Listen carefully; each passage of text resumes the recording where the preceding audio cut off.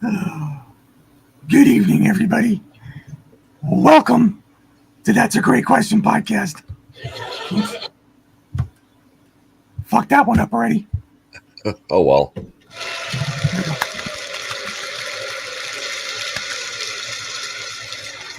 go. Yay, Duppy, what's going on? What's up, guys? Howdy, howdy. I invited Duppy. I must hold on. Give me 1 second, okay? Oh, you want to boot me? No. He's Absolutely not. regretting it already. No, not yet. Give me time.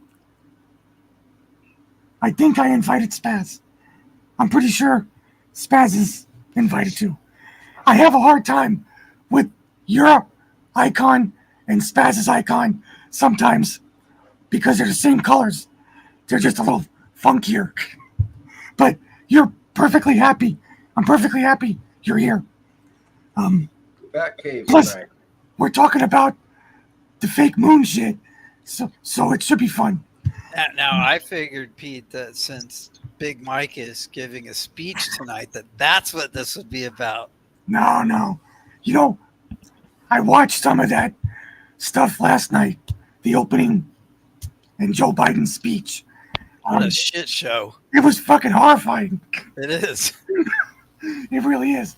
And What's that guy's name in the wheelchair that he's tilted like this? And Jesse Jackson. no, the guy in the wheelchair, the smartest. Oh, alleged- Stephen Hawking. Stephen Hawking. Yeah, they had a guy like that up on the DNC, didn't they? Yeah, they did. Did they? That was like the most What awkward he thing I've said ever was seen. blah blah bullshit. Let me make up a whole bunch of just like they do with Stephen Hawking. There's no fucking way that they're saying that stuff. Well, I saw the beginning right at the opening, and they had Jesse Jackson come out in a wheelchair, of course, because he's almost 90 now. I think he's like 89, and people were applauding for a good 5 minutes. People were crying to see him because, like it or not, he's a civil rights icon. So, hey, there's Spaz. He's got more Where's white Spaz? than black ones, I'll tell you that. And Jesse used to like Trump, too. Oh yeah, so did Al Sharpton. Al Sharpton, Jesse Jackson. Trump gave a lot of money to those guys over the years, and that's how it goes, Yeah, They, as long as they're pushing that hatred and division. Yeah. Spaz, whenever you're ready, just click on in. Anyway, Warrior, I sent you a text from the field. I was wondering, did you get any pictures together? All right. Yes, I've got Okay. some pictures, and I have a bunch of videos to actually share links for people if Okay, they cool. so desire. So, Yeah, we've been sitting in traffic pretty much all day today. I got home, or we got home about there 10 it is. minutes before we set the link out. Before I sent the link out, I actually set up the show in the car on the 405. So, it's Pete, been a long day. I remember when I was a kid and the traffic was a nightmare in LA. Oh, That was God. like 45 years ago. Yeah, it's horrible. It is so horrible. But I had a lot to do today. I went and got a new primary doctor at UCLA in Torrance. I got referrals to a new ENT for a second opinion. I got a referral to an optometrist. I had all my prescriptions. I got a blood test yesterday and 2 blood tests today. And all the way to Santa Monica for my chemo treatment. And then back here to do this.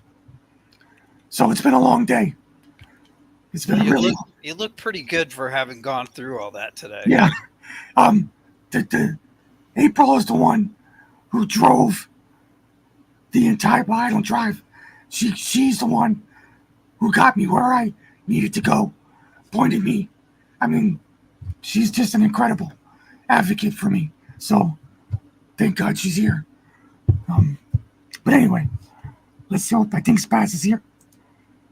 And I sent the invite also to Mr. W Q&A holes, but I don't know if he'll show up or not. Because I figured everybody He loves this flat Earth shit. Bat Cave, so I threw it to him too. Yeah, that's fine. It doesn't matter. So, welcome to everybody. Reverend Rant should be here after he finishes his show. And then we'll simulcast with him. But welcome to everybody. How you doing, Jim Bob? YouTube, especially on Build.net. Thank you for the hey Sean Joe. Thank you for the can. Tips are tax-free. Big tips need to be lubricated. Remember that. Or just put him in Spaz's little G-string there. Yeah, it's like a strip club around here. So, today's show is about the moon landing, which took place in 1969. Which I was was 3 years old, so I got a lot of fucking info for you. 54 years ago. I actually remember watching that on a shitty old black and white TV with a lot of snow on it. Really? Yep. It's one of my earliest memories. Okay. I was born, it was July, right? July of Yeah. 19. Yeah, I think it was July. I was born 5 months later. So I was born in December of 69. You're still a pup. Yeah, I'm a pup. One that's got hit by a car about I 40 got 3.5 years on you? at least. At Yeah. least. Fuck At least. you. But the reason why I brought that topic up last week was because I mentioned that my cell phone has more computing power right now than all of NASA did in 1969. That is true. So it's hard for me to believe that we beat the Russians, no less, even got off the ground to go to the moon. Your cell phone loses Wi-Fi in the kitchen. How the fuck did they do that? Yeah, I don't know. I have no idea. They had slide rules back then. Exactly. So I asked Warrior to get some fake pictures together, basically some pictures together that we can look at and we can say yay or nay that this shit was faked, pretty much. There's not much you can convince me of that it was real, because I've actually... Stephen Hawking said that signal went through a black hole. The translation was something like... I don't know. I stood next to the capsule that's supposed to have landed on the moon. Is that at the Smithsonian?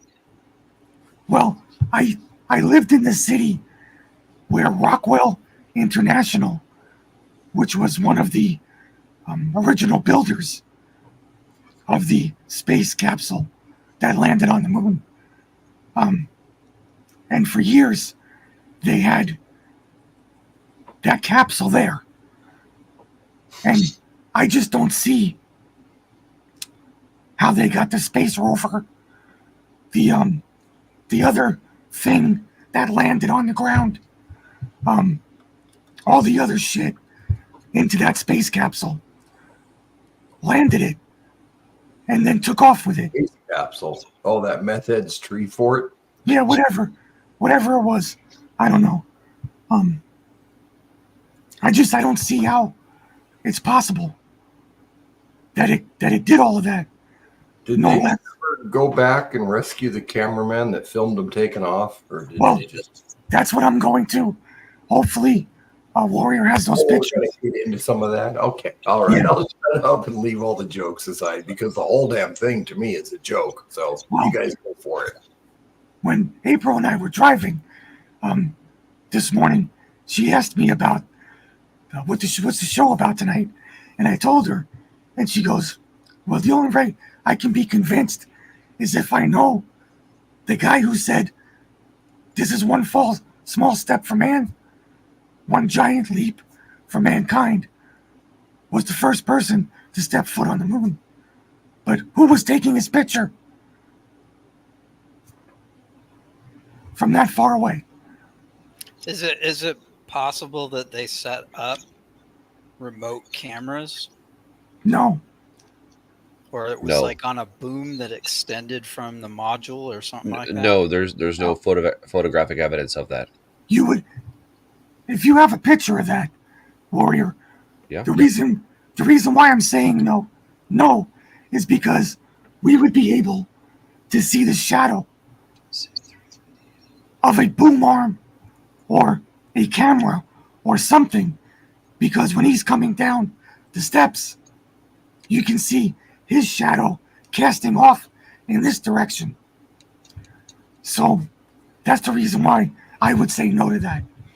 But what I'm going to do is I'm going to leave it to Mr. Professor Warrior in the Garden to show what he wants to show, and then we can all comment on it from there. Excuse me. Okay. Well, here's the. This is more of like a conversation than anything else, because I've already done almost 8 hours of live presentation on this topic alone. I think we've done it. We have also done Yeah. a moon landing presentation. Yeah, that's part of the. It's almost 7-8 hours. Here's the thing, though. We have a lot of new people on Build, and we have an audience on X, D Live, and a little bit on YouTube. So there's a lot of people here who never got the benefit of our presentations. Yes. Excuse me. My presentation. Your presentations, not ours. Yours. My thousands of hours of research. Yes. Yes. The same thing with Guppy. There's a lot of people who haven't seen or heard his research. So going over things is not a bad idea, especially when it's things like this. So, Maestro, it's all yours. I agree. So, well, go ahead and I already brought up the picture you guys were talking about of Lance Armstrong coming off the moon. The moon Lance lander. Armstrong on his bicycle? Lance Armstrong. I mean, sorry, not Lance Armstrong. Sorry. Yeah, he rode a bicycle to the moon and back. He did. Yeah, totally cool. Totally cool. Right. And he lost a nut because He lost it. Yeah, he got cancer because he went through the Van Allen belt, and yeah. So, but anyways, so here's the photo that's in question here. I have other photos around the lander to prove that the lander never actually landed on the moon. But just a general conversation, I can prove to you guys that we never went to the moon. Is that Armstrong, or is it possible that Armstrong was already on the surface and that's another astronaut that he's? Now there is that theory that's being thrown around, but none of the astronauts said anything about that. No. None of it. There's no writing of it. There's no written or recordings of their conversations about that. There's nothing to indicate that somebody else other than Armstrong was on the moon first. One small step for man, one giant leap for mankind, that sort of thing. Well, the question I asked doesn't imply that. I mean, it's still consistent with Armstrong being first. That's just not him in the picture. What's with the copper? Oh, I see what he's saying. Okay, well then even so, then the claim that he was the first person on the moon was a lie. Yeah. I mean, he can't claim to be the first person on the moon, and then we have somebody taking his picture. All right, it doesn't matter. I'm saying the possibility, and I'm not saying that this is what I believe. I'm just playing devil's advocate. Yeah. That Armstrong was already out on the moon and took this picture of a different astronaut somebody coming else. down. Yeah, Buzz Aldrin. It'd be Buzz. Buzz and Lance were the ones that were yeah. Lance. Like, sorry, I keep saying that it's the same last name but different first names. But That's anyway, fine. I'll just say Armstrong.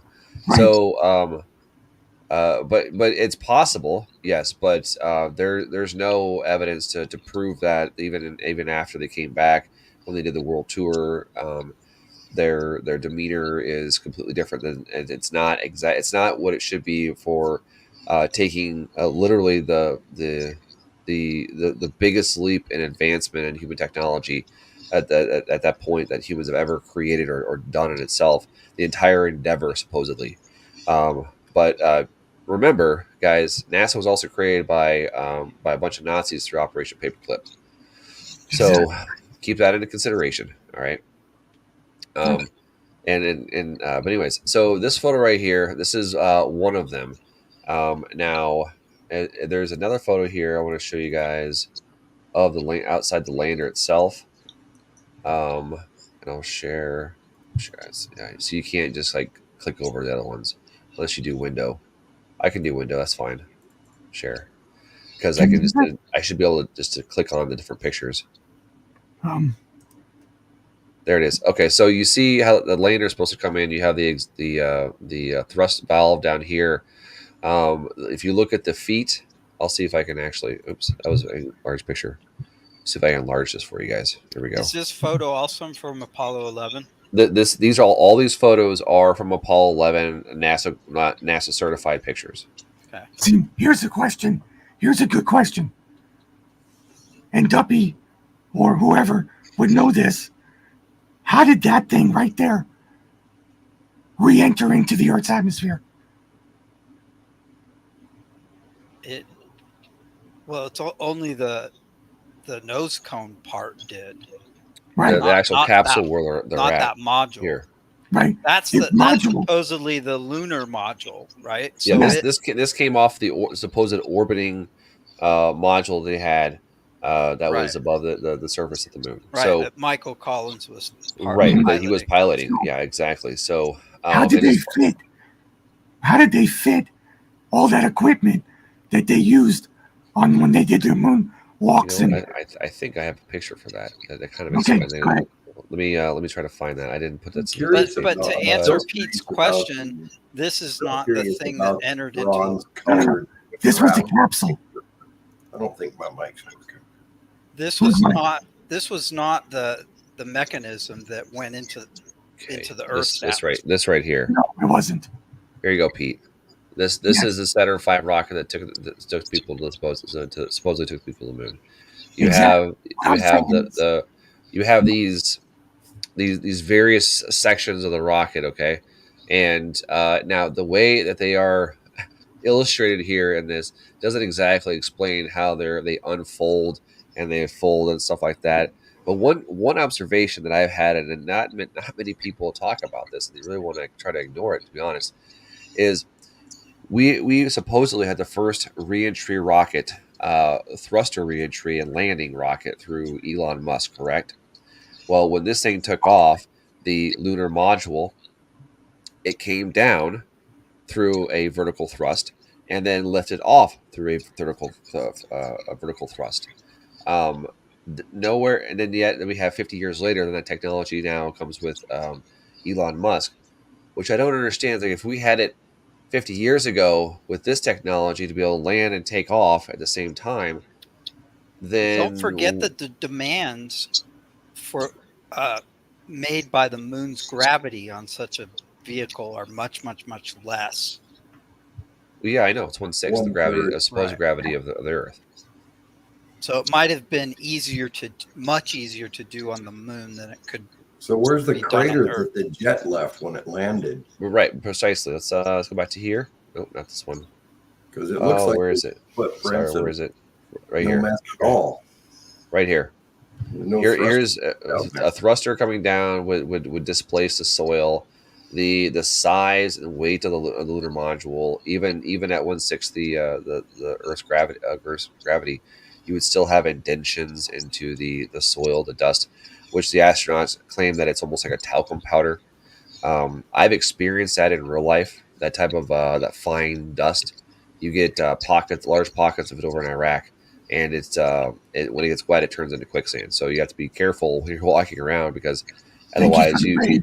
you if it right after it rains, if you're walking in the motor pool or something, you can step into a 3-foot hole easily Yes. without even knowing about it. So While you're looking for camel spiders, that could happen. correct, yeah, the camel spiders are actually looking for your shadow. So, Thank you, brother. but anyways, so this you have here, you have the lunar module here, and we're supposed to believe, even so with this stuff, look at just the way that it's constructed. This is supposed to keep people insulated to survive. This is supposed to, like, the amount of radiation out there in space is will require the astronauts and these devices here to be multiple layers thick of not 10. It's What is it? Mylar. Well, this garden, you know, all this is right here. Yes. This is that what do you call it? The survival Thank you, Johnny. blanket. This is all that is. This is a survival blanket. That's all it is. I've seen this thing. There's close. nothing. I'm sorry. I've seen this up close, Yeah. like 5 feet away from it. Right. And so when you would expect it to be in a much better shape and much better well constructed, because these people are also the ones that were in Lockheed Martin and Boeing and stuff like that, where the engineers knew how to make an airplane. They knew how to construct these things, and not just to throw it together like it looks like it's thrown together. To be honest, it looks like it's something from a 1985 movie. To be perfectly honest, It was from a 1969 movie. yeah. So, but anyway, so there's that. There's this the circle here, and it says no impact craters, which is, you have to look at it. And there is no impact crater. They're coming down at a very controlled velocity, but you still are going to have that blowback from all the dust through the thrust, and you don't see that. These Is it pads possible that particular location is kind of looks pretty rocky No. compared to No. what's around it? Like it blew a veneer of dust off, but it's solid the entire area? below it. Look at the surrounding I markings. see footprints. What about the you see? footprint? Thank you, Spaz. See the footprints? Yeah, Right, but and- those are only half an inch deep, something like that. Doesn't matter. You still see more blowback than this. There You would be see- a huge It would be a huge plume. blowout. Yeah. Yeah, there would be. Think about the thrust, even at 1/6 the gravity of something that heavy trying to land on something like that. Yeah, I'm Yeah. just saying if it could have blown the dust off of that particular location, exposing the rock veneer right underneath it. See, Well, here's another photo. my job tonight. Thank God. I want to be one of the bad guys tonight. Here's another photo of the lander. You can clearly see here in the background that this is at a stage. Looks like it's on a display case somewhere in a museum. Even the texture and the background, you can see where the wall, the curtain, whatever it is in the background. You can see that it's clear. It's not that's not how we look at things in the distance. That's not how they look. Okay, they look real. They don't look painted, and this looks painted. The background looks painted here. Again, you still have you have a lot of people walking around, but then you have even clumps of soil, clumps of moon dust around here that doesn't really correspond with anything else other than it looks like it was just thrown together. This thing here, you see ripples in the panel. I have a whole video. There's a whole video that I can drop a link into that breaks this down, like a 20-minute video that breaks down the construction of the actual lunar landing module in of itself. I want to say something real quick. In high school, I took 4 years of video technology, and I was picked out of 4 different high schools to film the installation of computer systems on the space shuttle as it was being built, the Challenger, as it was being built and I can say this now because I don't have a Q clearance anymore from Rockwell International. Um, on the Rockwell property, we took classes in video and audio and stuff like that through high school for college credits. And there was airplane hangars that had blue and green screens Uh huh. that Yes. were absolutely enormous. Yeah. It wasn't called a green screen back then. It was called Chroma keys. yeah, chroma keys, adjustable background or Yeah, something like that. exactly. It was a different line, and now they have That blue was screens in and green screens. 1983. That Well, was in the they early, had that technology back in early 70s. yeah. So So to say that this could have been filmed at like any place, not necessarily Hollywood, can absolutely be true.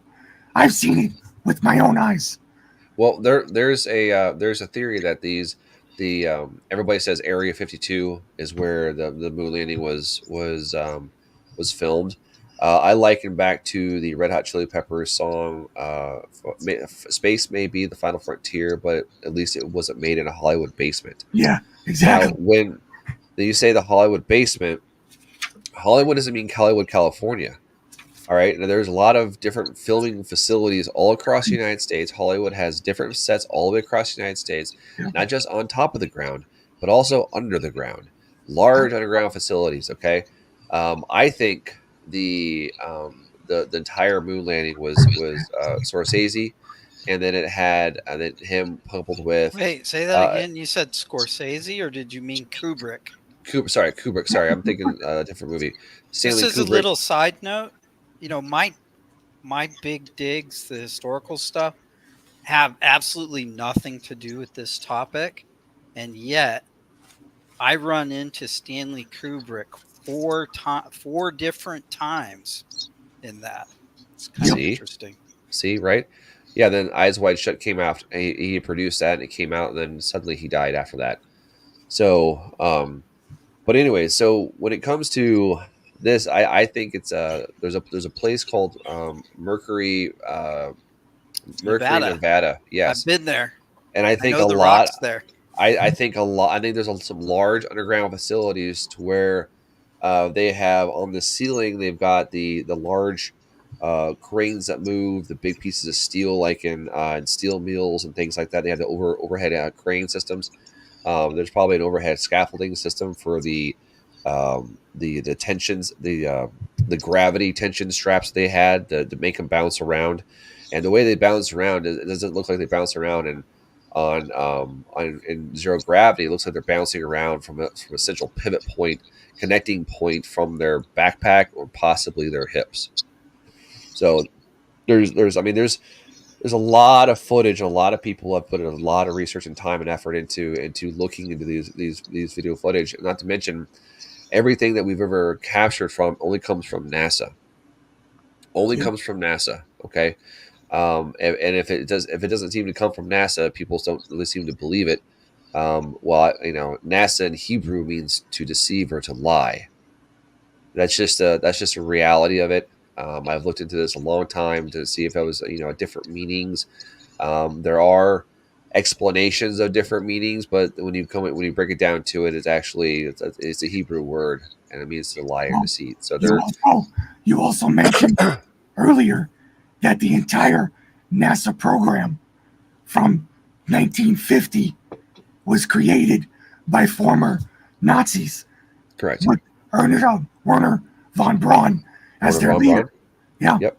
So There was another former Nazi. I can't remember his name. Who there was tons of them. a big shot. But I mean, Yeah. most of the digs I've seen on NASA, this guy's name shows up. Oh yeah.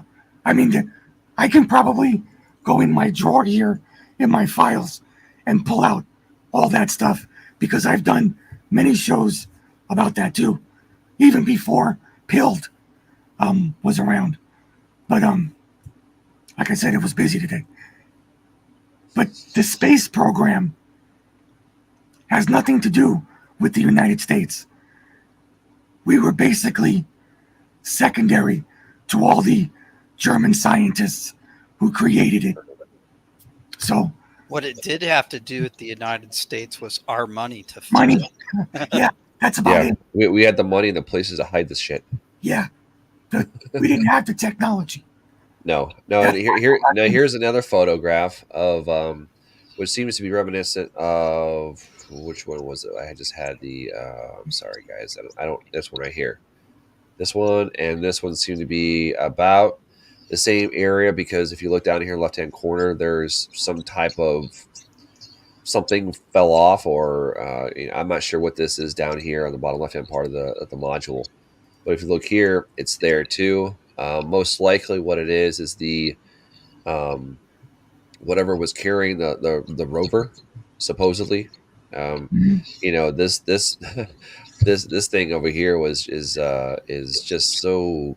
I mean, it looks like a model. I mean, it looks like somebody is piecing together like an old 52 Plymouth or something, and they just have the chassis and the tires and a couple lawn chairs to pretend where they're sitting. I remember somebody doing a dig on these photos and looking like look at the horizon on the ground right behind the astronaut. Right. That Well, seam right which there. one? The foreground or the background? Because there's two different lines. No, the seam. It's basically Right here. the seam between them, where they're claiming that that's evidence that it was fabricated. Like through here. Yeah, because the character of the terrain doesn't match either side. Well, it doesn't match this one either. I mean, these side by side. Let me look at this. There's a huge mountain right behind it, and right here you would see. Where is that huge mountain? I mean, this is the same debris as. Direction. I mean, okay, but look at the other, but look at the other things though. I mean, there's no look how much the background this mountain takes up. I'm gonna do this, make it smaller. The background, this hill or mountain, whatever it is, it would take up the entire screen back there, but you don't see that at all. Not to mention the light is coming from directly above, not from a distance, not from a distance on an angle, like it should be. So there's a whole bunch of issues going on here, especially with the lighting and these two photos alone. I mean, we're just going back and forth, and the module looks like it's tipped up at an angle, like it's kind of leaning backwards, like it landed on some uneven ground or whatever, and it seems to be leaning backwards. But this one here, we don't notice that. We don't see that at all. You know what I'm saying? This looks like an actual staged photo, and this one does too. I mean, they look fake. They don't look real at all. I have a stupid question. They planted a flag on the moon. Yeah. Right? Over the years, the sun would have bleached out the color of that flag. The radiation alone without the atmosphere. Yeah. Made it white or whatever. With today's technology and telescopes and things like that are just in the hands of normal people, how come nobody's ever posted a picture of that flag? We can see the moonscape, craters and rocks on the moon, but nobody's ever found that flag. Well, let me bend your mind a little bit more. The on the moon, because it's tidal locked, so we only see one side of the moon at all times anywhere around the world. Only on one side at a time. You have Tycho, which is the big crater that has the radiating beams in all directions, right? Yeah. That crater is only 53 miles wide. How are we able to see it's only 50, if that thing hit the Earth, you would be saying only 53 miles wide, okay? But compared to 238,000 miles away, with the naked eye, I'm able to see that.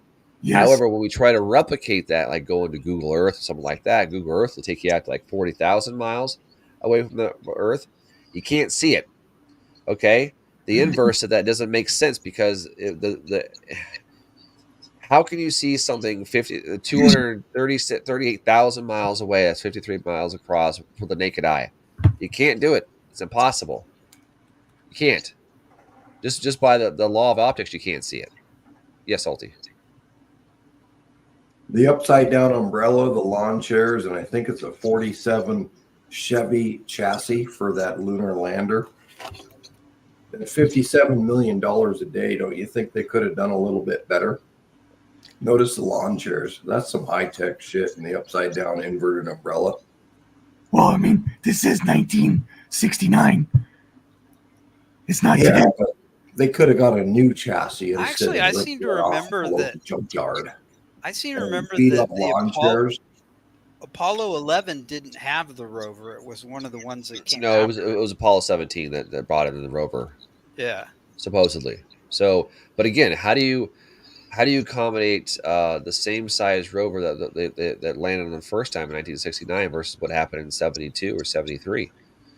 This right here, I don't remember exactly how much this weighs, but you mean to tell me that just in a couple of years, rocket technology improved so much that they can put additional probably 5,000 pounds at the bottom of the because that's where it has to sit.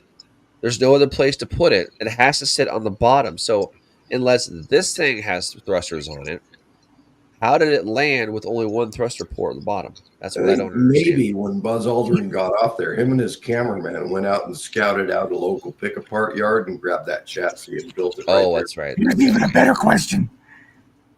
How did they know how to adjust that engine to work in 1/6 gravity? Supposedly it's electric. Supposedly Yeah. it's an electric engine. Yeah, which raises the question. You don't have internal combustion. Consider how big the batteries are on just an EV now. Look at the size of those batteries in 1971 or whatever. And how much did those batteries weigh back then? In 1935, they had electric cars. Ford made an electric car that batteries took up from the windshield to where the radiator would be. And there was 2 of them. So how can you, in 1970, where are the batteries? They would be the size of the car. At least they'd be a very large portion of it. Maybe they're under the seat here, but again, those are probably power supplies to fuel the rest of the electronics that are on the Rover itself, because it has a camera. Supposedly, there's a steering wheel somewhere. I'm not quite sure where. What about the beat up lawn chairs? Anybody? Yeah, I mean, look at these lawn chairs here. I don't know. Maybe it's not a steering wheel, and it's those. You know how you can have 2 pedals and steer that way. Tracks. Like track steering. Yeah, I mean, I can understand that, but a steering columns to steer the front would be a lot more efficient and way less, as opposed to putting in 2 steering rods instead of just 1. I don't know. And these tires here are metal. They're a metal mesh. I don't know if you guys have noticed that or not. Also, another question. This thing, in 1/6 gravity, if it's driving and it hits a bump, it would go up in the air and come down. Yes, Did we ever see that? we saw it do this. I see it's got some nice tread on those tires. Isn't it supposed to leave tire marks?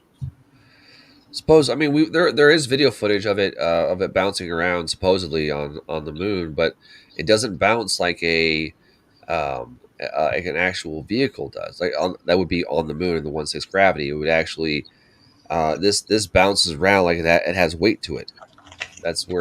That's what's weird about it. Even if you add in, the 100 pounds the 50 pounds per astronaut, So these with guys, all their gear on and stuff, they still would be bouncing around a lot more based on when it would hit something, it would go up and then come back down, not necessarily the way it they is. were in great physical shape for this. They trained hard.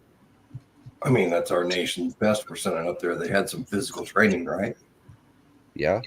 And how much would they weigh with that suit on? Let's just say that the suit weighed as much as them.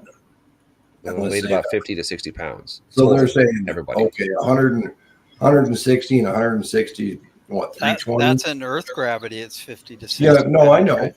No. That's if they're on the moon. That's what their weight is reduced to, 50 to 60 pounds per. So on the Earth, astronaut. that equipment would be like. What I'm getting No, at, this equipment right here would probably be closer to 3,000 pounds. You get your actual weight of the person and the suit.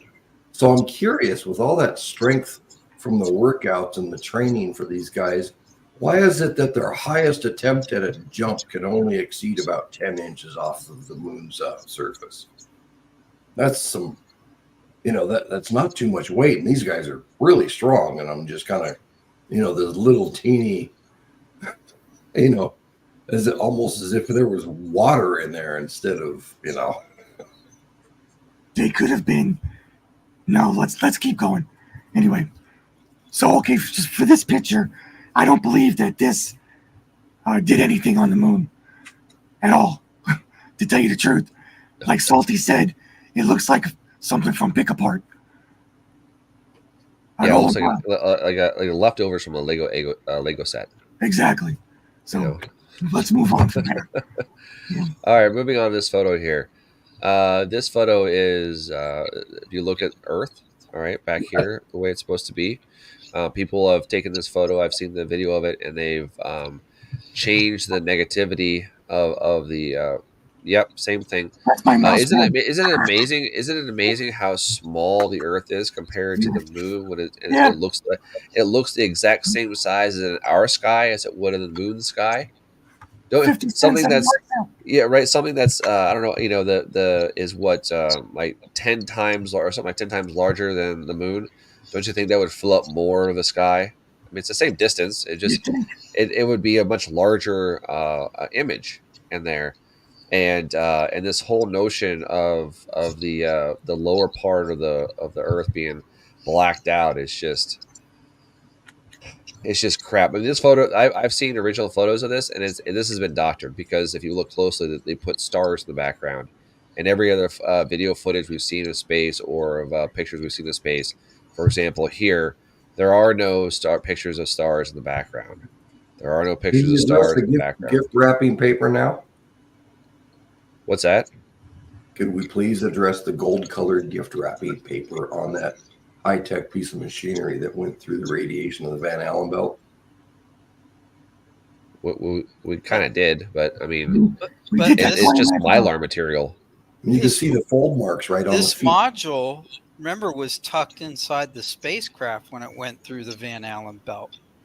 Yeah. So this wasn't naked in the Van Allen belt. No, but there wasn't enough protection for the astronauts, let alone their suits. Especially with some of the first spacewalks we did. It was just what you've seen the footage out there. It was just a man in an insulated suit connected to a hose with no face shield at all. So did the Van Allen? But when did the Van Allen belt become a thing? Was it before or after men went to the moon, supposedly? Or is it just another made up thing to keep us from making an excuse to keep us from going back to the moon? I mean, because we can slip into that topic, right? Segue into that if we want to. What I'm saying is, it's the moon. It's an untapped resource. If there was something there, or we can easily get there, like we did in 1969, 70, 71, 72. Why haven't we gone back in modern times? Because we forgot how. One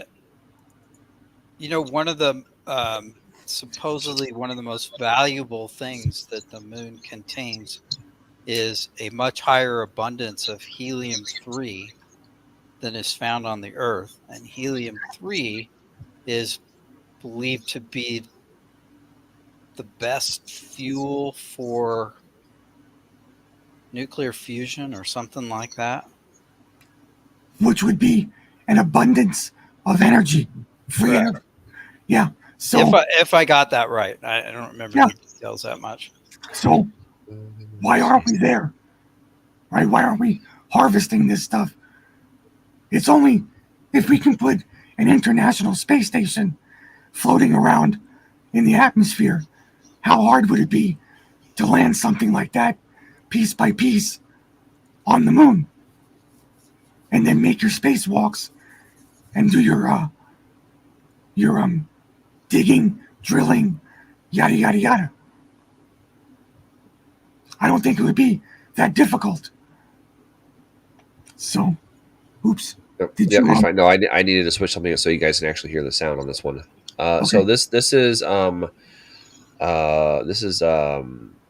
Pettit, Pettit, Pettit or Pettit. I can't remember. Or Pettit. I think his last name is actually Pettit. He was an astronaut, supposedly, and he went to the moon. Didn't go to the moon, but went up into space and did his walks to the ISS and all that kind of stuff. So here is why he thinks that. Let's just hear what he has to say. This guy, former astronaut Don Pettit, says that we don't currently have the technology to go to the moon anymore, let alone to Mars, because for some unknown reason, we destroyed that technology. I'd go to the moon in a nanosecond. The problem is we don't have the technology to do that anymore. We used to, but we destroyed that technology. And why? Why would NASA destroy all the technology, all the blueprints, everything that was used in order to all the math in order to go back to go to the moon? If recorded, this is supposedly hold on, Salt. This is supposedly the greatest feat of mankind ever, and they destroyed and got rid of all the evidence. Now, why? Did they really destroy it, or did they basically shove it off into a warehouse and forget about it? Or did it ever exist? I don't think it ever existed. Just because nobody was interested in going back to the moon, given the budgets and stuff. You don't think Elon would have wondered would be super stoked about putting one of his cars on the moon? I mean, just for an ego trip, I think he would if we actually had the technology to go to the moon. So, I mean, it's just one of those things where, when we have astronauts saying we never went to the moon, but then you have to ask questions: why did we lose the technology? Why did NASA? Why did they make copies of everything? They only believe in. How do you lose that technology? I don't know. So let's listen here. it's a painful process to build it back again. But going to Mars should be one of the next series of steps that humans do. The first step should be going back to the moon for a number of technical reasons and exploration reasons. And then after that, Mars, maybe high orbit in Venus atmosphere, maybe going to Europa. Okay, so this guy, he clearly is he's not, he's an astronaut. I suppose I use quotations, heavily quotations there, but he's on a lot of. There's another video of him here saying, let's see here. Let me see if I can find it here. Oh yeah, here's another 2-minute video. You guys will watch real quick. Some NASA actors say that you can totally see stars when you're in space. Whilst in space, have you ever looked away from Earth into the black void? Yeah. Because you can see. Okay. All right. So these guys, 2 modern day astronauts, last 20 years, went out into lower orbit, didn't see anything at all. But when we come across, let me see here. Let me see this video right here. Listen to what the astronauts say. When you were carrying out that incredible moonwalk, did you find that the surface was equally firm anywhere, or were there harder and softer spots that you could detect? And secondly, when you looked up at the sky, could you actually see the stars and the solar corona in spite of the glare? We were never able to see stars from the lunar surface or on the daylight side of the moon by eye without looking through the optics. I don't recall during the period of time that we were photographing the solar corona what stars we could see. I don't remember seeing anything. Wait a minute here. Hold on. Well, who are we supposed to believe? Did you or did you not see the stars? I mean, it's kind of that would be a very distinguishable thing, right? There's supposedly, according to Pettit and this other clown, it's so bright that you can see all the other. Let's go back to let me just listen to you guys. Some NASA actors say that you can totally see stars when you're in space. Whilst in space, have you ever looked away from Earth into the black void? Yeah. So because you can see, because you can see the stars. Oh yeah. You know, and pretty much all the time you can see the stars. It's not a black void. I mean, it's black, but there's all kinds of little polka dots. There's all the stars there. And the cool thing is about it, you can see it during the day. Yeah, you can, and there's more than stars. You can see planets. You can see moons. You see the gas Magellan clouds of the you see Galaxy. the Magellanic Cloud. Magellanic. See, I just wrote the Magellan Well, there's a large clouds. one and a small one, right? Yeah. And then you can see the zodiacal light. Whoa! But the NASA actors. But you don't see any of that stuff. These guys, these three individuals, they never saw any of that.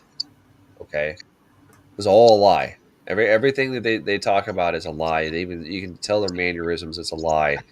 We can go back to the three original astronauts there and look at what they look at their mannerisms. There's been a whole study on how these people reacted to the questions after they came back, after they had plenty of rest.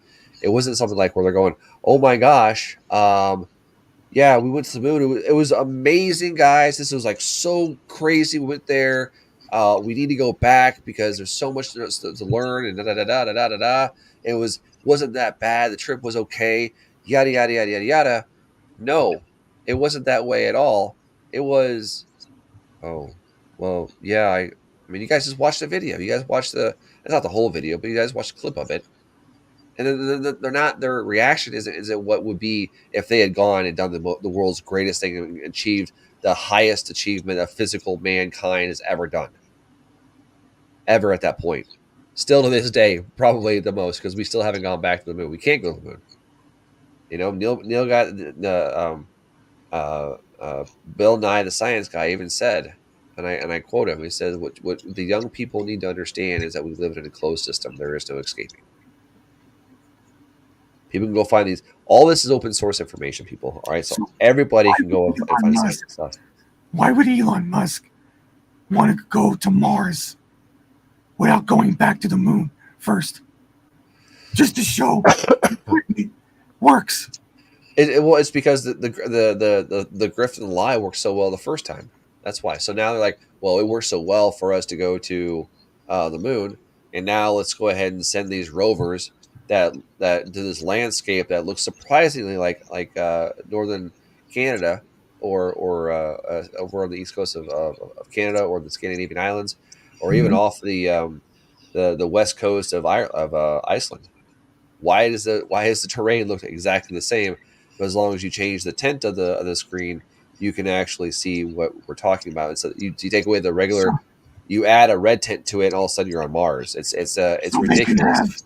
The technology to go to Mars, but they can't figure out the technology to get to the moon, even if it was lost. I always thought that. Don't you think trajectory would be the same no matter where you're doing, as long it's just a longer distance? I always thought that most plans to get to Mars brought up the idea of using the moon as a staging place to get to Mars. That was for a long time. That was the narrative. Yes, but Elon has basically abandoned that, or has he just not mentioned it? I've never heard him mention it. He keeps talking about he wants to go to Mars. Yeah. Here it is. But I mean, it would make good sense to use the moon as a low gravity base for staging. Well, yeah, but again, that's science fiction because we've never gone to the moon. We never will go to the moon. Yeah. So in 1965, there was a scientist before we went to the moon. A scientist from Melbourne, Australia, who had an interview and said that he thinks the moon is plasma energy, not a solid piece of rock. Well, let me show you what India how India. How do you explain the moon's gravitational pull and the tides with that theory? There is no gravitational pull with that. Yeah. Okay. Well, that's what. Well, no, because there would be consistent. No, listen, Duppy. There would be a consistent pull everywhere, and there isn't. you have massive tides which are outside of the pull of the moon. Right.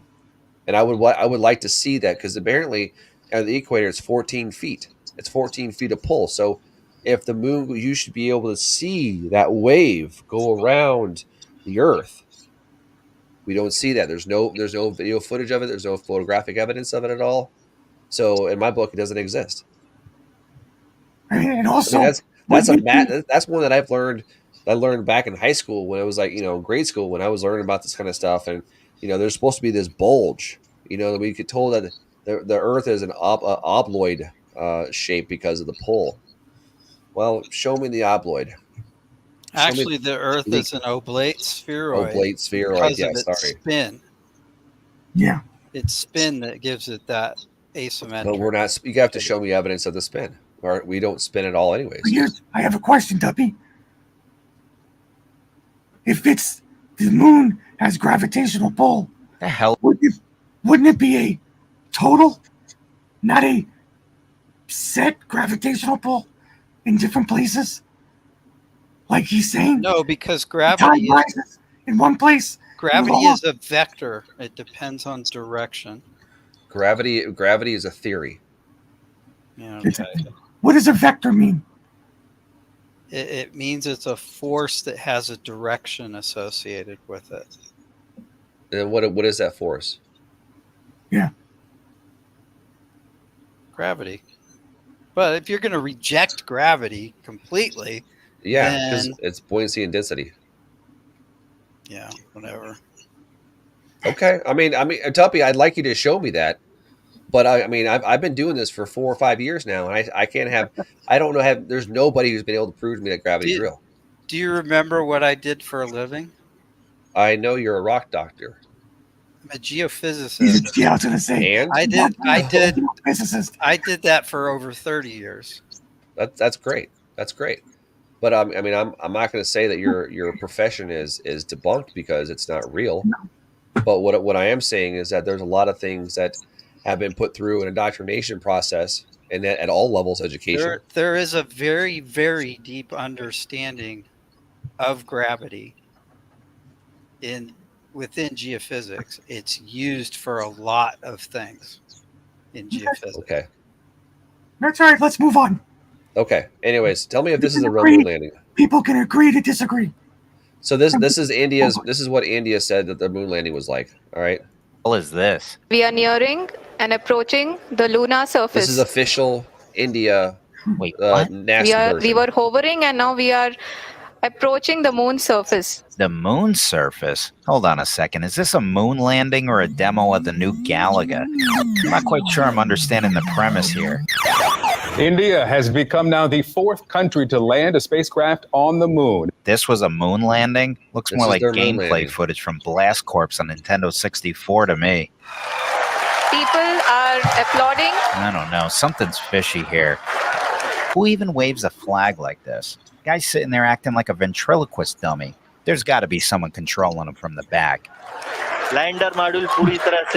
This is not a natural human demeanor. The West is back to playing its old games, discrediting India's achievements and questioning India's motives. Oh, you're shocked people are questioning this? Look at this thing. You don't have questions? It is the world's first to land on the moon's south pole. This is a fact. Oh, is it? Hey, look, here's me going to the moon. Yeah, it's me. Yeah, this is actual footage. I'm sure you don't have any questions about this either, right? Look, if you're going to pass off GameCube footage as space exploration, why wouldn't you use the PS5? The graphics are much more believable. All jokes aside, look, if this is supposed to be some sort of animated representation of what's happening up there, fine, I get it. What I don't get is we could live stream the 69 moon landing, yet in 2023, the only way we can see what's happening up there is through a screen capture of someone playing a hacked Atari game, and you can't fathom why people have questions? The very first pictures are emerging from India's Rover. Give me a break. Where's the real footage? You could buy a GoPro for $50. There's no excuse here. Look, my message to India is this. Do it again, and do it the right way. All right, so if that wasn't convincing enough, here's China. Here's what they consider to be landing.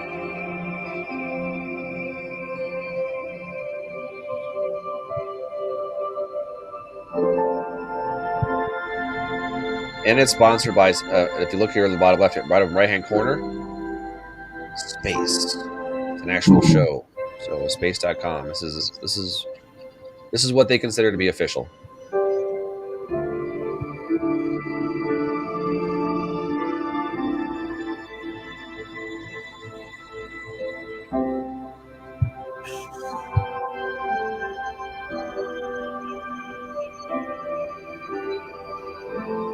I mean, if we really if we really went to space, what physical evidence do we actually have? We have the video footage that NASA gave us, which is grainy and black and white and very difficult to tell the differences between shapes and shadows and stuff like that. We have India, who went and just showed that. This is China, who has CGI. What part of it is real? That's what I want to know. I'm like, I don't care if we went to the moon or not. Just fucking tell me what the truth is. And all the evidence that I'm trying to go and find says it was all a hoax. So therefore, all the science that I associated to go with it, there has to be hoaxes in with that as well. This is a correlation to a correlation to a correlation that you can't have one without the other.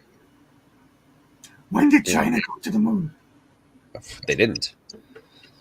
They didn't go to the moon. Just to let you know. They were trying. They have to have dominance in all aspects in all spaces, right? So this is one where India is like 90% impoverished people, right? And they had enough money to have a space program and land on the South Pole of the moon. The hell is this? Well, if you believe that this right here, this photo that I'm showing you, is an actual aircraft, is a spacecraft, came down, a lander of some sort, and then landed on the moon. How did they do that? And they're still a third world country. It's because it's all fake and gay. That's why. But Pete, they also have a wealthy elite class, just like we do. Of course. Remember the caste system they have there? Yeah, I understand. Which Kamala, I just saw something yesterday. Kamala is a part of the top tier caste system in India. I don't doubt that. Not one bit. I have a thing for you to do, Duppy. Excuse me, Mr. Garden. Camilla, Queen Consort Camilla, and Jill Biden. They look alike? Is that what you're going to say? Which one is Alice Cooper? Which one is related to who and how? Because some way, somehow, she tried to infiltrate the royal family, just like Jill Biden tried to infiltrate the presidency. That's an interesting analogy. I haven't looked into Jill Biden at all. I'll take a quick look, but I found Joe Biden's ancestry to be difficult as well. Right. So yeah. Okay, go ahead. Thank you. Okay, I don't believe that India landed on the moon. Number one, and China. I don't think China did anything. So sorry, I don't buy that. But anyway. Well, no, I don't either.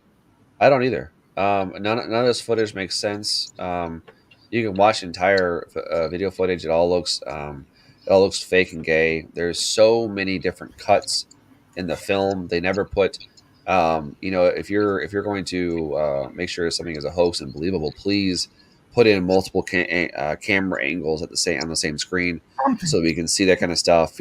Show up, show down, left, right. There is that technology to do so, but you always see, including rocket takeoffs, they always do cut scenes. They cut to this or cut to that. Every time that Elon Musk rockets, they come down.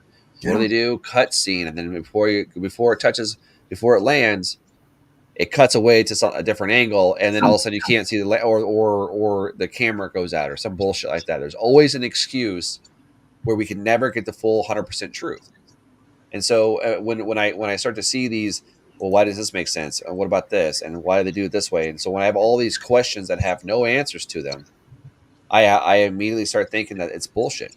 Because if it's not a plane, if it doesn't give you, if space like this should be a fun thing for people. Because I remember being a kid watching the Star Trek cartoon show on Nickelodeon. The Star Trek Next Generation was one of my favorite shows for a long time. So I was full on all the space stuff for a long time. I really was. And then I grew up. And then I realized that it's all fake and gay. And to me, to be honest, knowing that we don't live on a globe or a spinning ball, or, on a piece of rock hurling through space in 4 different directions, knowing that we live on a non-rotational stationary plane is the most enlightening thing that anyone can ever experience in their life. I think. I honestly believe it's one of the Matrix defining what the key to the Matrix. Pete, you keep talking about the Matrix, right? This is one of them. This is one of the largest and biggest lies that our government, the world governments, have put upon us. It is, and I wish more people would have an open mind to this kind of stuff and go, well, what if we didn't? And then have that thought exercise and go toward it. Because even if you come to a conclusion, well, it didn't happen, or it happened, yes, but there's these X, Y, and Z. I would like explanations of those, but I've been looking for them for almost 5 years, and I can't find any of them. NASA is always tight-lipped about this kind of stuff. They always say, well, here it is. Here's a generality. Oh, we went to space. Oh, but we lost the technology to go to the moon. As a matter of fact, we burned everything. We lost it all. Blueprints of the landing module, contracts, backups, all the reels, everything was all destroyed. All of it was lost. How convenient that, what I'm saying? It's like, how convenient. Duffin said it's been some warehouse somewhere, like the Indiana Jones movies. There's this huge warehouse where all this technology is. Yeah, and they've never had a reason to upgrade like life support systems for moon or interplanetary because they weren't doing it. Yeah. It's just difficult for me to listen to our government lie to everybody and then get angry at us when we don't believe them. Right. It's just strange. Yeah, that's one I never understood either. But anyway, what else we got? Let's do the speed of the moon. So let's watch a short little 3-minute 40-second video of moon speed are ridiculous. So here we go. What's up, Spaz? I'm still here. The moon revolves around the Earth.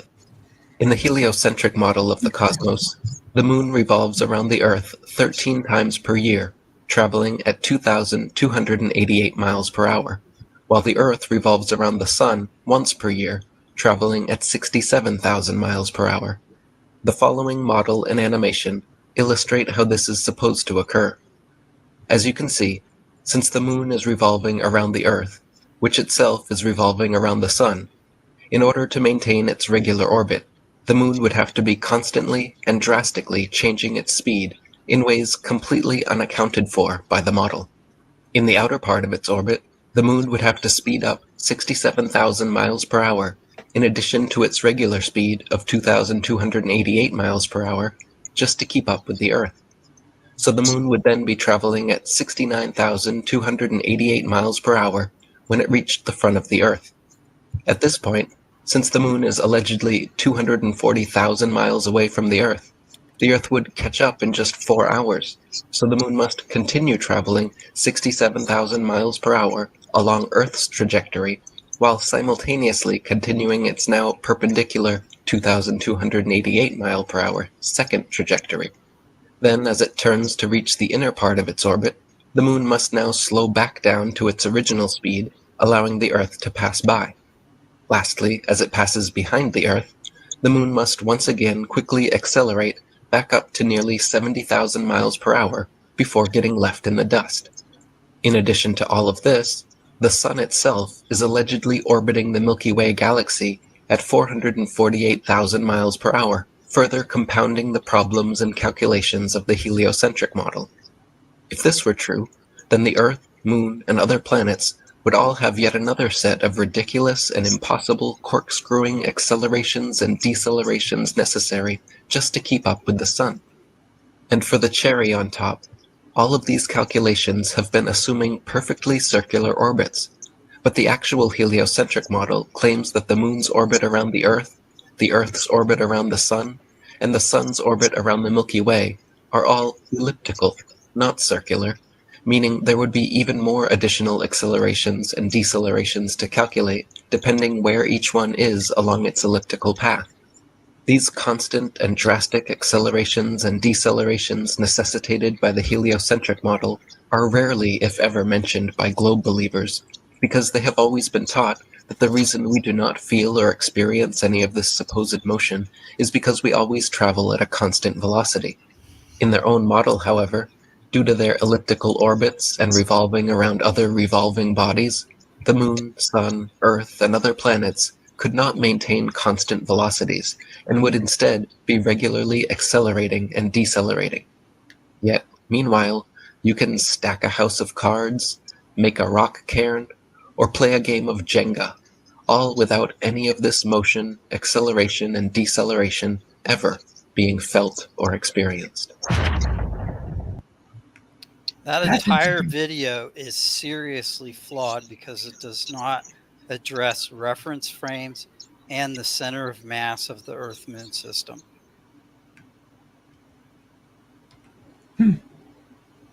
Well, my question is, how did they come up with these numbers of speed?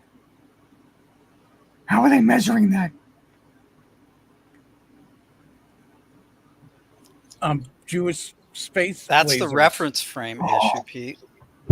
Okay. It's not Jewish space lasers? I thought they first started bouncing them off the moon. That's what I thought. So anyway, Duppy, what did you say?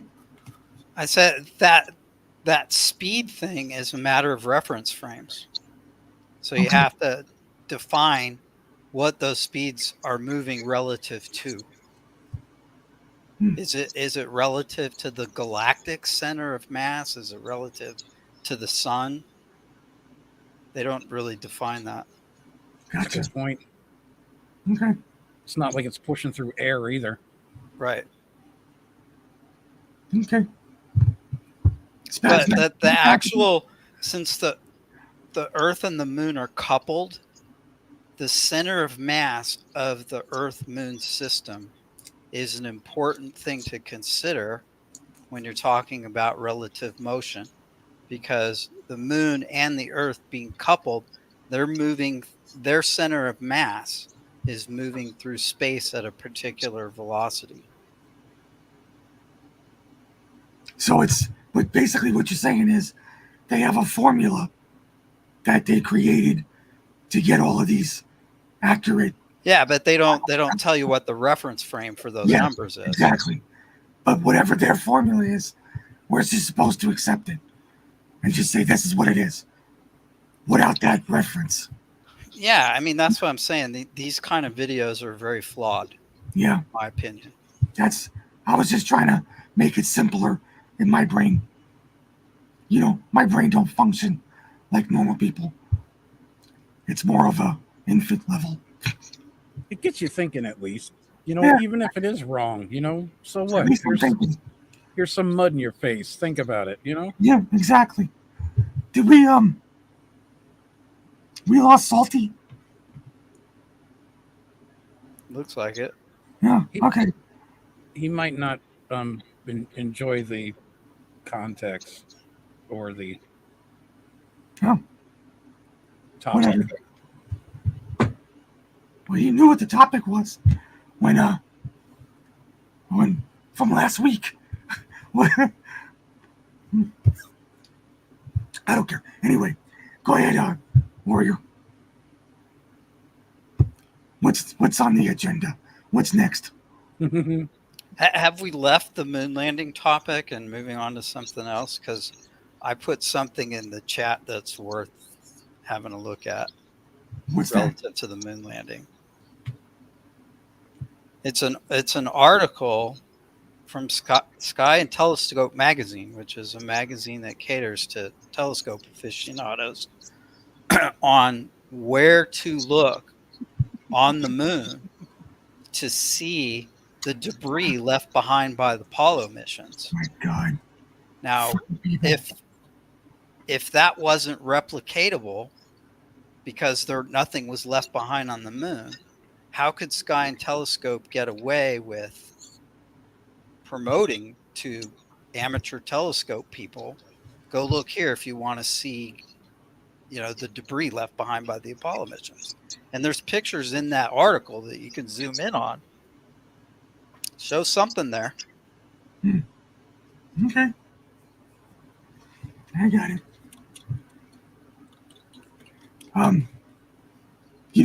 Salty, you've been in enough of my podcast now to know how to react when people are having a conversation. So,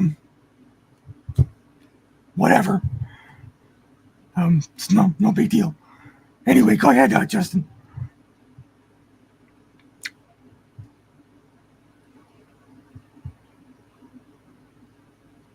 Where'd he go?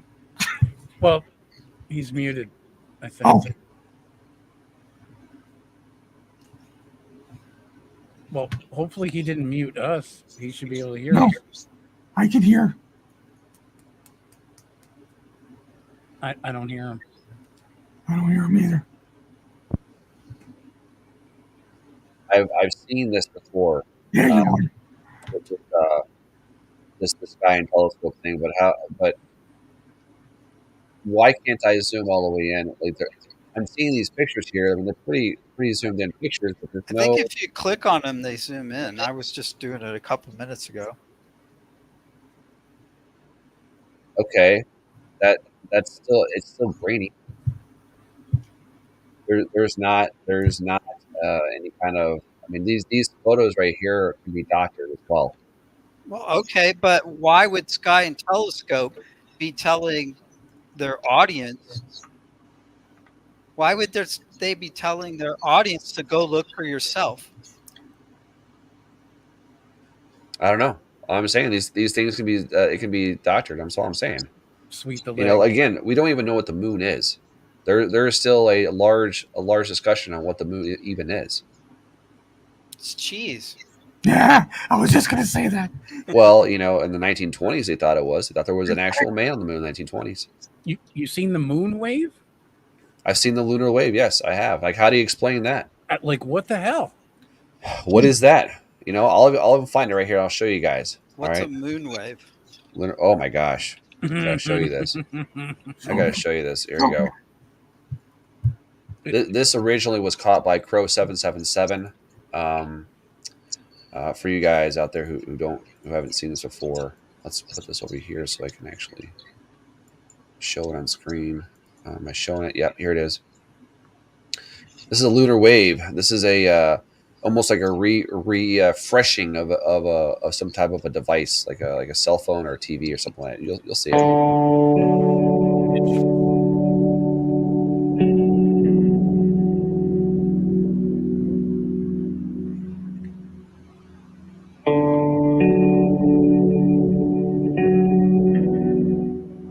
Right there, see it? Oh. You talking about just the waviness of it? Yep. No, not the waviness of it. There's an actual line that goes all across the screen. It's a wave. It's a timed wave. It's moving along. Hold on, let me find where. Or what do they call that word? Rendering? Yeah, it's almost like a screen is rendering. It's like a rendering wave.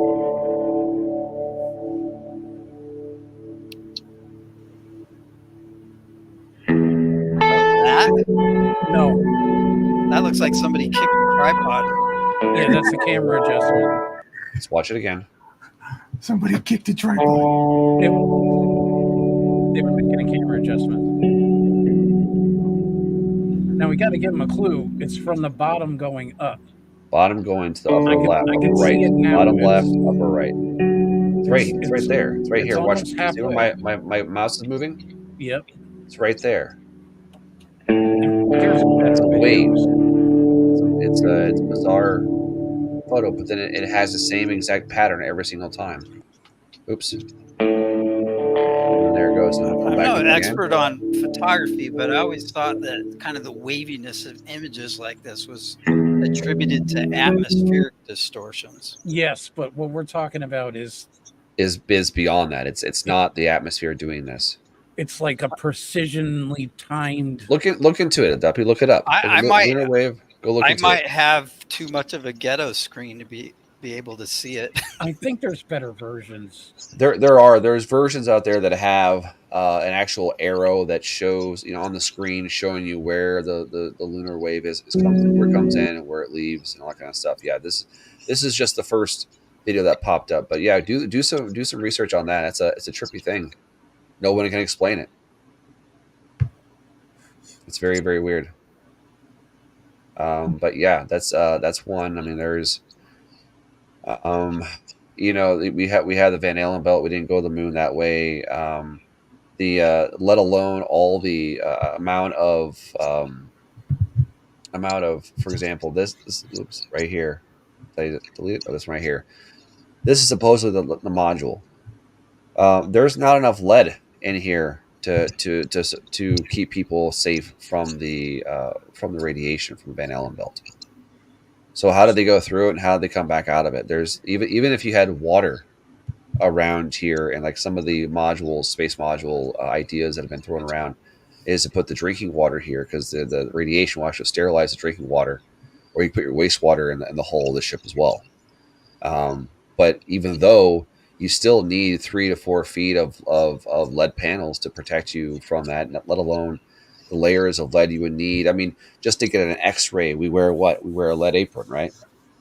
So in order for those guys to be fully exposed to the Van Allen belt, no protection out there at all, their suit would have to be way bigger than it is, lined with lead, not just insulation, lined with lead in order for them to survive just going through it, not to mention coming back out of it. Has NASA ever given an explanation about how the astronauts could have survived the Van Allen belts? I know this is one of the biggest sticking points that people don't trust. No, the only plausible explanation they said is that there was at the time in 1969, the Van Allen belt had just been discovered. They didn't realize. That's what they told us. This is everything that we've been told, people, is that it was recently discovered, and then the guys just went through it, and then they really figured out what this thing was. And like, oh well, we can't go back now.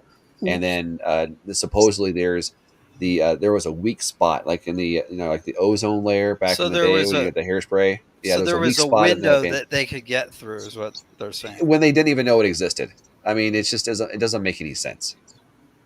Yeah, and so that's what they say. That's the NASA's official statement, is that it was probably a weak spot in the belt, and that we just slipped right through it, and then slipped right back through it as it coming back to Earth.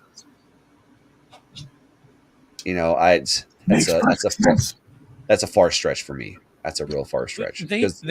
They would be exposed to radiation on the moon as well, because the moon supposedly doesn't have a. They would be exposed to the radiation from the sun. Absolutely, there's no atmosphere to stop it.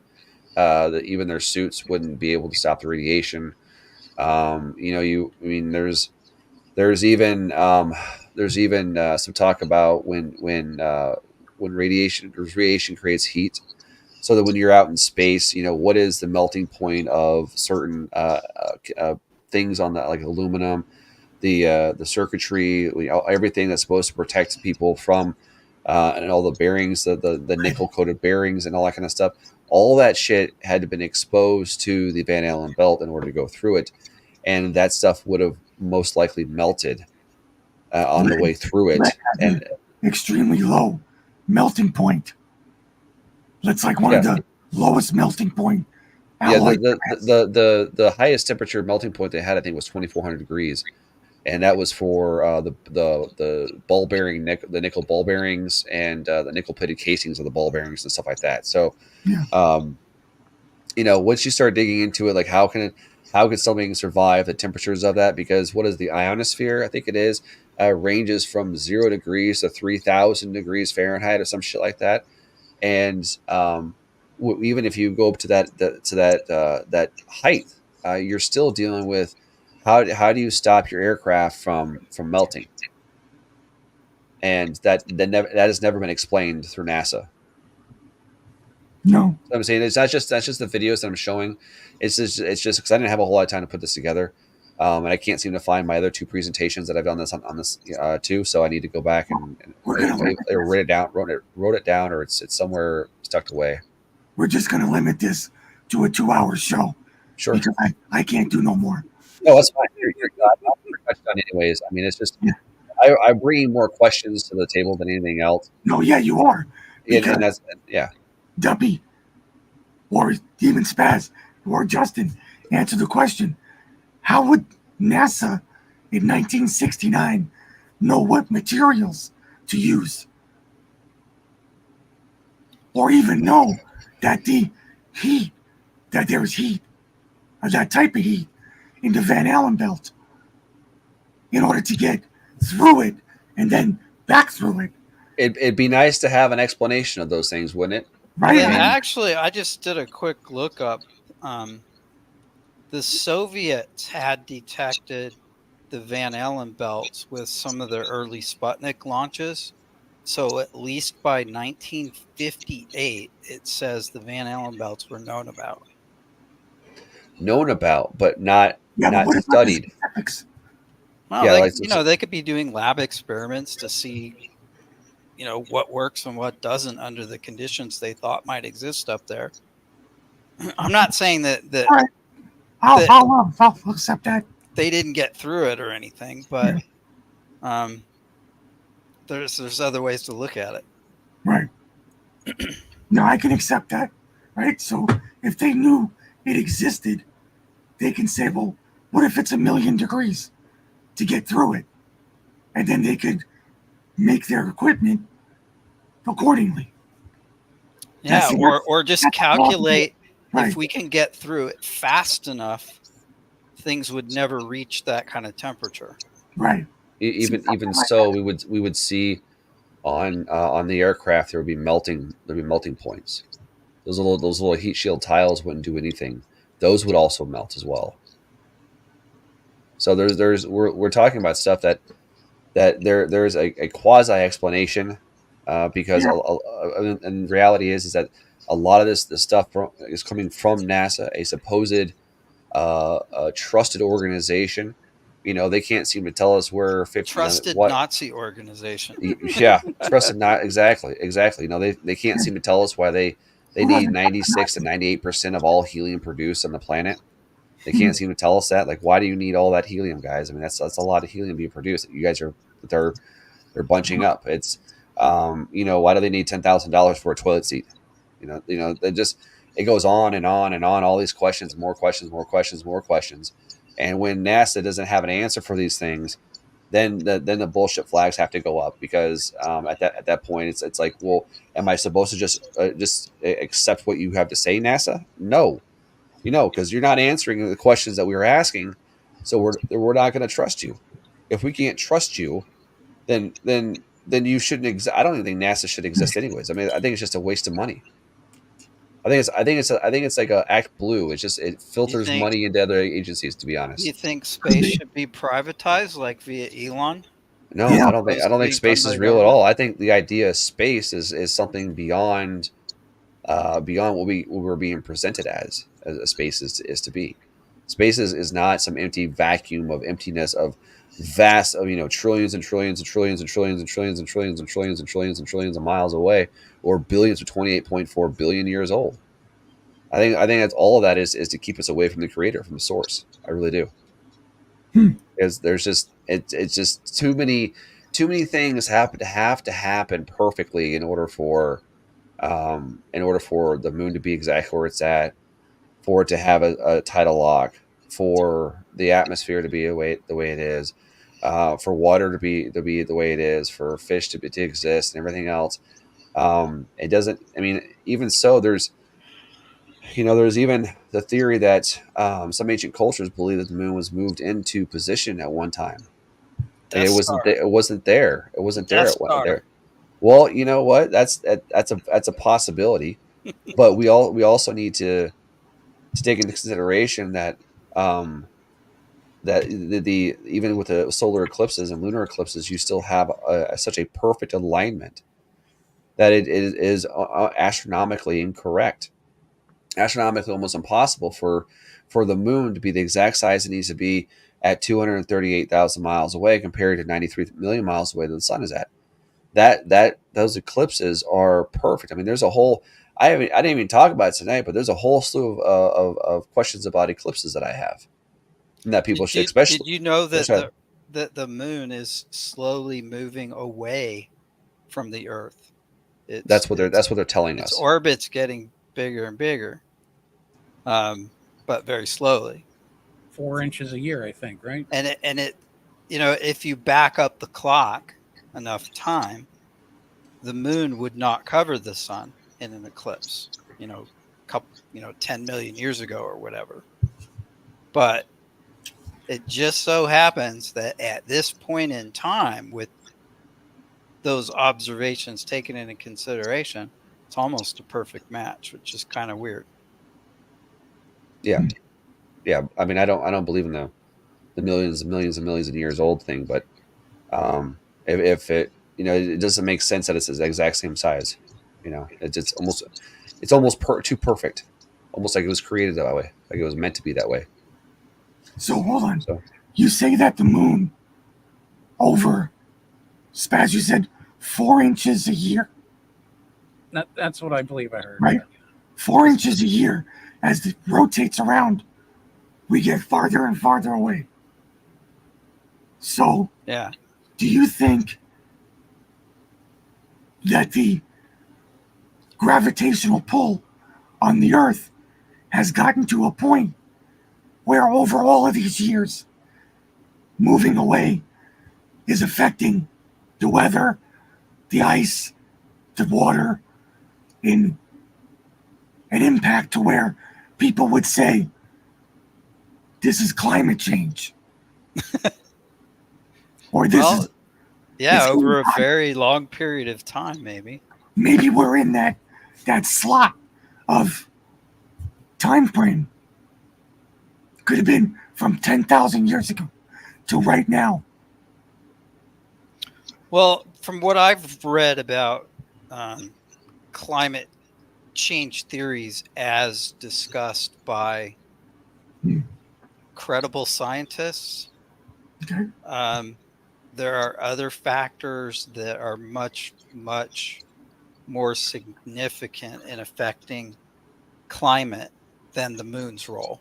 Moon's role is almost not taken into consideration.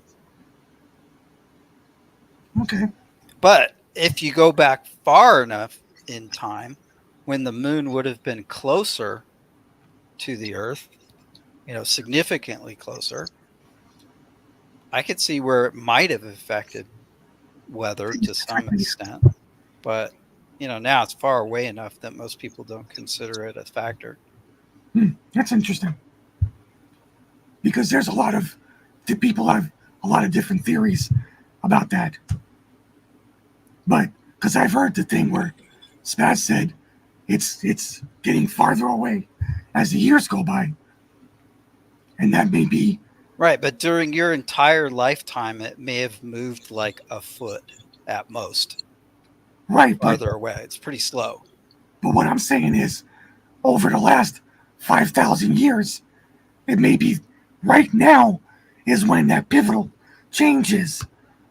As far as them lining up in diameter. Yes, exactly. Yes. Yeah, that's kind of unexplained. It's a weird coincidence. Yeah. Yeah, So, coincidence. We could be living in a time where the Earth is actually shifting one way or another, like it did to make the Incas and the Mayans move north to become the Sioux and the Cherokee. You know what I mean? That's what I'm saying. So Warrior, that's everything we got for the moon stuff. Well, I mean, tonight, yes. Tonight, yes. I know that's not it. Trust me. No, you know that there's a lot more that I've I already know put that- into it. yeah, I just there's a couldn't lot find more. my presentations to show you guys. Right. And I do appreciate you putting that together at the last minute for me. Like I said, I've had a pretty hectic day, and I think the show turned out pretty good. You did a great job. Is there anything else anybody'd like to add? Okay, let's just do this. I'll start off, and then we can go around. I don't think that we landed on the moon in 1969. I think it was fabricated in order to boost up support for a new organization, basically to funnel money through the U.S. government via the Nazi pipeline. Mm-hmm. That's what I think. And we had to beat the Russians at something to get that popularity. So to make it up would have been something of value to us. So it's all just a PR skit. That's all it was. Pretty much. What do you think, Justin? I think it was too. I'd like to see more evidence and actual reasons why. Like the moon rocks that we brought back from space were petrified pieces of wood. They weren't actually moon rocks themselves, which I find is funny because I think it was Armstrong went around and gave a bunch of these moon rocks to different countries. And 30 years later, they do some analysis on it. Comes to find out that they're just petrified pieces of wood from the Arizona desert. So there was somebody who was selling a moon rock on eBay. Yeah, exactly. Yeah. How do you get that? I guess he jumped. I don't know. I don't know. Maybe it fell down. That stuff, I've actually read things where those moon rocks are considered some of the most valuable material on the Earth. Exactly. And they're held in very secure locations. And to be able to study them in a lab, you have to go through a lot of red tape to get a hold of samples. Yeah. But somehow they got out of the lab. Well. So what do you think, Duppy? Do you think it was something that we actually did? Or faked? I'm open to the idea that it was faked. What I'm not open to is that it implies all of physics and science is fake. Because a lot of these things that we talk about are there was a political agenda behind faking something. Yeah. That doesn't imply that the physics is fake. They're just taking climate is not fake, but the climate data is not fake, but they took that data and made a fake story out of it for climate. Yeah. Likewise, they could do that for things like a moon landing. That's exactly what I think. What I think. I just get bent because I spent the entire career studying the Earth and these troubling things that we've spotted in this movement, implying that all of physics is fake. That's pretty tough to swallow. I don't know if all of physics is fake. No, not all of physics is fake, but the application of it is definitely fake. Yeah. Well, it's used to legitimize the fakery of space. Is what I think. If there's a political agenda, then yes, that could cause someone to fake something, then yeah, I'm right there. Yeah. All right, Spaz, what about you? Yeah, I think there's too many things. I believe in miracles, but I don't think there's enough miracles to get to the moon. Maybe if somebody did, it wasn't by what we see here. Right. That itty bitty little ship. You have to remember that whole thing needed to be pressurized so that gases in your blood didn't boil. And I mean, you had to maintain a certain temperature, and I know electric fucking heat costs a lot of money, and you're going to tell me a little spaceship up there was pumping out electric heat? Yeah, they have a little space heater. Because Get it? Space heater. That's actually pretty good. It's a lot. It's a lot to carry in your Santa sack to go down that chimney. Exactly. Well, good. Okay, so we even got Duppy down and shit. So that's why I call that a win. Yeah, there's some things I'm open to. Especially if they're subjects that don't make sense geologically or geophysically to me. Those are the ones I push back on. So Tartaria is not very high on my list either. Oh, geez, yeah. All right, guys, is it okay if I call the show for tonight? I'm absolutely beat. Yes, get some rest. Beat. Warrior, tell us what you're doing for the rest of the week. Tomorrow I'll be doing a Warriors workshop, being carving some stuff. Then Thursday I'll be back with you on Throwdown Thursday. This Friday and Saturday I'm not quite sure what I'm going to be doing, if anything at all. I might just take that time off. But if I am, look for me. It'll be something interesting. I may bring back a show I did years ago at this point called The Strange News, and just bring up other relevant stuff over in Q&A holes, and bring up other relevant news things that are people are having to deal with and stuff. So just more like a laugh than anything else. And then on Sunday, I have Disconnect Theater starting at noon, and we're going to do inspirational movies, things that they're inspiring to people, I guess. The Yes Man? No. More like Lord of the Rings. No, not 12 Hours of Inspiration. No, definitely not that. I enjoyed that. No, like Dunkirk. Other movies like that where there's a great adversity and put in front of them, and like Unbroken is one where I've been playing. People have to go through great adversities and then they come out either victorious or learning a whole bunch of stuff. And just it's another category, something different I'm doing, with Disconnect Theater. So I guess anybody who has any ideas of whatever they want to do, like a theme of movies that you guys want to watch, DM me for ideas, because I'm thinking of all these ideas by myself, and it's endless, virtually endless. But if people want to watch specifically certain types of films or certain genres of films or themes of films, don't ask Randy. He'll want to see Porky's. Well, I know, but Randy actually got banned from Disconnect Theater, unfortunately. He did. Vanita Really? Vanita 71 banned him because he was showing a bunch of porn stickers, a bunch of naked boobies and half naked women and stuff like that. So, was he at least asked to stop and he kept doing it? Oh no, yeah, no. I asked him to keep it PG-13 and he kept pushing it, and so I made Vanita a mod, and interesting. She just said, "Okay, done." Yeah, because I put him in I even put him in a 5-minute timeout. I said, "Listen, dude, you don't know who's watching. Keep it PG-13 with the stickers, and just watch the fucking shows, please. Watch the movies." But he didn't really do that. So, but anyways, good talking to you guys. Duffy, good to see you again. Spaz, good to see you again too. Pete, everyone be well. I'm going to bounce out because I really have to use the bathroom. So, okay. Good to see you guys. I'll see you later. Night, Warrior. All right, bye. Okay, Duppy, you have anything special going on this week? Actually, no. I last Saturday I completed the series of shows with Sandra. So the whole post-Roman story is done for now.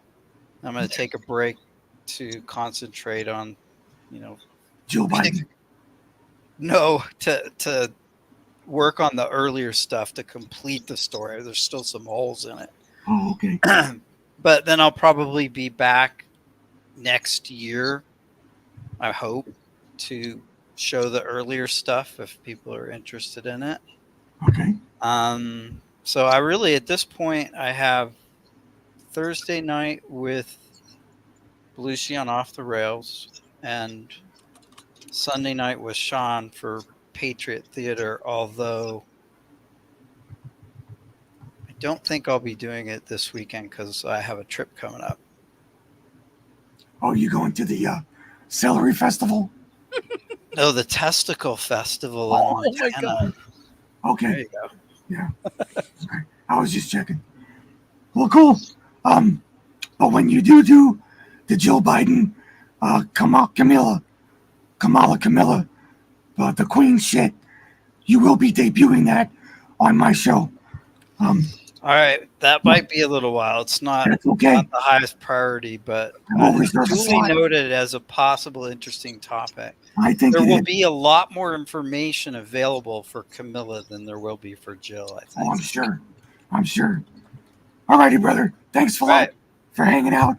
I appreciate it. And maybe we'll see you next week. I don't know.